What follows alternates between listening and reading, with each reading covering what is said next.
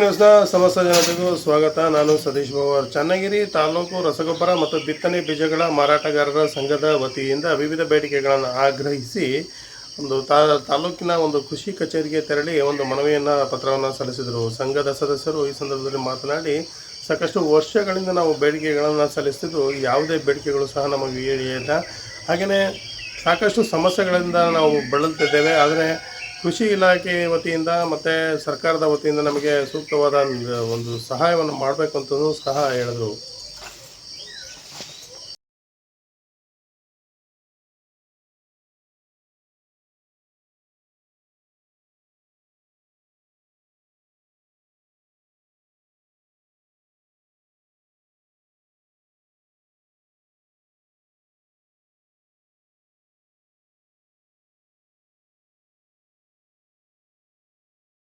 ಕಾನೂನುಗಳನ್ನು ಏನು ಸರ್ಕಾರ ಯೂರಿಯಾ ಗೊಬ್ಬರ ಇರ್ಬೋದು ಅಥವಾ ಇತರೆ ಗೊಬ್ಬರಗಳ ಬಗ್ಗೆ FID ಅನ್ನೋ ಒಂದು ಹೊಸ ಪ್ರಸ್ತಾಪನ ಇಟ್ಟಿದೆ. ರೈತರಿಗೆ ಇದ್ರ ಬಗ್ಗೆ ಸಾಮಾನ್ಯ ಜ್ಞಾನ ಇರುವುದಿಲ್ಲ.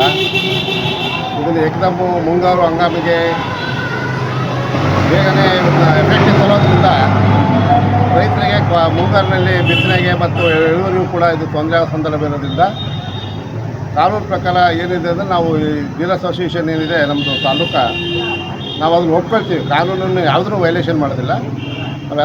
ನಾವು ಸರಾಸಗಟ ಒಪ್ಕೊಳ್ತೀವಿ.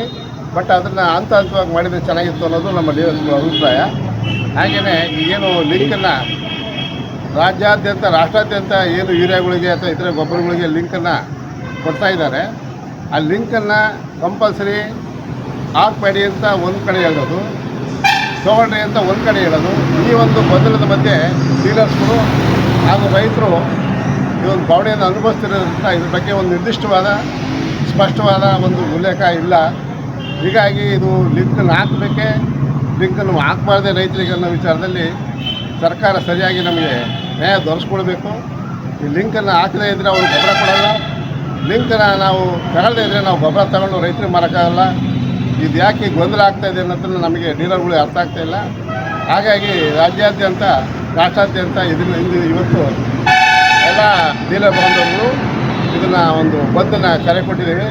ಇದಕ್ಕೆ ಒಂದು ಸೂಕ್ತವಾದ ಒಂದು ಉತ್ತರವನ್ನು ಹುಡುಕಿ ಡೀಲರ್ಸ್ಗಳಿಗೆ ಜೊತೆಗೆ ರೈತರಿಗೆ ಅಂತಿಮವಾಗಿ ರೈತರಿಗೆ ನ್ಯಾಯ ಕೊಡೋದೇ ನಮ್ಮ ಡೀಲರ್ಗಳಿರ್ಬೋದು, ಕೃಷಿ ಇಲಾಖೆ ಎಲ್ಲರೂ ಕೂಡ ಉದ್ದೇಶ ಅದೇ ಆಗಿರೋದ್ರಿಂದ ಡೀಲರ್ಗಳಿಗೆ ಗೊಂದಲ ಆಗದಂಗೆ ಈ ಒಂದು ಲಿಂಕನ್ನು ತಪ್ಪಿಸೋದ್ರ ಮುಖಾಂತರ ಹಾಗೂ ಏನು FID ಇತರೆ ಹೊಸ ಕಾನೂನುಗಳನ್ನ ಏಕದಮ್ ಮುಂಗಾರಿಗೆ ಕೊಡೋದ್ರ ಬಂದು ಹಂತವಾಗಿ ಇದನ್ನು ಜಾರಿಗೊಳಿಸ್ತೀವಿ ಅಂತ ಈ ಸಂದರ್ಭದಲ್ಲಿ ನಾವು ಈ ತಾಲೂಕು ಡೀಲರ್ ಅಸೋಸಿಯೇಷನ್ನಿಂದ ನಾವು ಒಂದು ವಿನಂತಿಯನ್ನು ಮಾಡ್ಕೊಳ್ತಾ ಇದ್ದೀವಿ.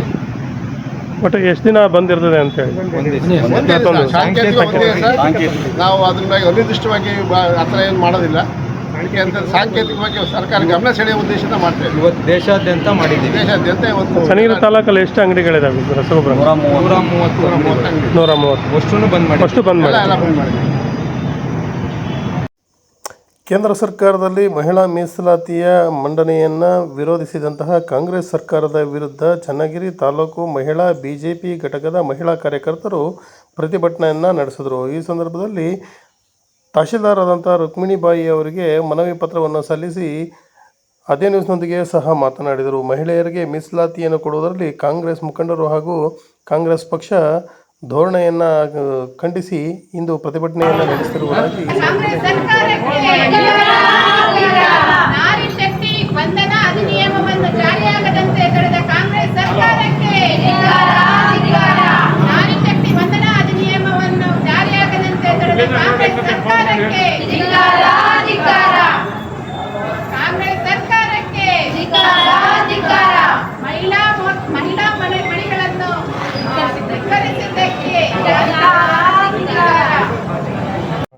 ಚನ್ನಗಿರಿ ಮಹಿಳಾ ಮೋರ್ಚಾದಿಂದ ನಾರಿ ಶಕ್ತಿ ವಂದನಾ ಅಧಿನಿಯಮವನ್ನು ಜಾರಿಯಾಗದಂತೆ ತಡೆದ ಕಾಂಗ್ರೆಸ್ ವಿರುದ್ಧ ಪ್ರತಿಭಟನೆಯನ್ನು ಹಮ್ಮಿಕೊಂಡಿರುತ್ತೇವೆ. ಏನೆಂದರೆ ಈ ಮೋದಿಯವರು ನಮಗೆ 50% ಮಾಡಬೇಕು ಅಂದಿದ್ದಕ್ಕೆ ಕಾಂಗ್ರೆಸ್ ಅಧಿಕಾರಿಗಳಾಗಲಿ ಮತ್ತು ಅಲ್ಲಿರೋಂಥ ಮುಖಂಡರುಗಳಾಗಲಿ ಹೆಣ್ಣು ಮಕ್ಕಳಿಗೆ ಅಧಿಕಾರ ಕೊಡಬಾರ್ದು ಅಂತ ವಿರುದ್ಧ ಮಾಡಿದ್ದಾರೆ. ಆದ ಕಾರಣ ಆ ಕಾಂಗ್ರೆಸ್ ಪಕ್ಷಕ್ಕೆ ಎಲ್ಲ ಹೆಣ್ಣು ಮಕ್ಕಳಿಂದ ಧಿಕ್ಕಾರವನ್ನು ಕೂಗುತ್ತೇವೆ. ಅದರಿಂದ ನಮಗೆ ಮಹಿಳಾ ಅಧಿಕಾರವನ್ನು ನಮಗೆ ರಾಜಕೀಯವಾಗಿ ಮುಂದುವರಿಯಲು ನಮ್ಮ ಕಾಂಗ್ರೆಸ್ ಸರ್ಕಾರ ನಮಗೆ ಅಡ್ಡಿಯಾಗಿದೆ. ಅದನ್ನು ನಾವು ವಿರೋಧಿಸಿ ಇವತ್ತು ಮಹಿಳಾ ಮೋರ್ಚಾದಿಂದ ಇದು ಒಂದು ಪ್ರತಿಭಟನೆಯನ್ನು ಹಮ್ಮಿಕೊಂಡಿದ್ದೇವೆ. ನಮಗೆ ನಮ್ಮ ಮಹಿಳೆಯರಿಗೆ ಇದು ಕೊಟ್ಟಿದ್ರೆ 33% ನಮಗೆ ಒಂದು ಮಹಿಳಾ ಮೀಸಲಾತಿಯನ್ನು ಕೊಟ್ಟಿದ್ರೆ ನಾವು ರಾಜಕೀಯವಾಗಿ ತುಂಬ ಮುಂದುವರಿತಾ ಇದ್ವಿ. ಅದನ್ನು ಕಾಂಗ್ರೆಸ್ ಸರ್ಕಾರ ನಮ್ಮನ್ನು ಮುಂದುವರಿಯಲು ಬಿಡ್ತಾ ಇಲ್ಲ. ಅದಕ್ಕೆ ಕಾಂಗ್ರೆಸ್ ಸರ್ಕಾರವನ್ನು ನಾವು ಧಿಕ್ಕರಿಸ್ತಾ ಇದ್ದೇವೆ. ಅದಕ್ಕೆ ಅಂದರೆ ಕಾಂಗ್ರೆಸ್ ಸರ್ಕಾರ ಎಷ್ಟು ಹೆಣ್ಣುಮಕ್ಕಳಿಗೆ ಅನ್ಯಾಯ ಮಾಡ್ತಾ ಇದ್ದಾರೆ ಅಂದರೆ ಇಷ್ಟು ದಿನ ತಿಳ್ಕೊಬೇಕಿತ್ತು. ಯಾಕಂದರೆ ದಲಿತರನ್ನಷ್ಟೇ ತುಳಿತಿತ್ತು ಈ ಕಾಂಗ್ರೆಸ್ ಸರ್ಕಾರ. ಆದರೆ ಇವತ್ತಿಗೂ ಮಹಿಳೆಯರನ್ನು ತುಳಿಯೋಕ್ಕೆ ಪ್ರಯತ್ನ ಪಟ್ಟಿದ್ದಾರೆ. ಮಹಿಳೆಯರನ್ನ ಉಪಯೋಗಿಸ್ಕೊಂಡ್ರು, ಅನುದಾನಗಳನ್ನ ಬಿಡುಗಡೆ ಮಾಡಿ ಆಸೆ ತೋರಿಸಿ ಅವ್ರಿಗೆ ಓಟ್ ಹಾಕಿ ಗೆಲ್ಸ್ಕೊಂಡ್ರು. ಆದರೆ ಹೆಣ್ಣಿಗೆ ಮೀಸಲಾತಿ ಕೊಡೋದ್ರಲ್ಲಿ ವಿಫಲರಾಗಿದ್ದಾರೆ ಅಂತ ಹೇಳ್ತೀನಿ. ಹಂಗಾಗಿ ಹೆಣ್ಮಕ್ಳ ಪರವಾಗಿ ಎಲ್ಲರೂ ಸ್ಟ್ರೈಕ್ ಮಾಡೋಕ್ಕೆ ನಾವು ನಿರ್ಧಾರ ಮಾಡಿ ಮಹಿಳಾ ಮೋರ್ಚಾ ವತಿಯಿಂದ ಸ್ಟ್ರೈಕ್ ಮಾಡ್ತಾ ಇದ್ದೀವಿ.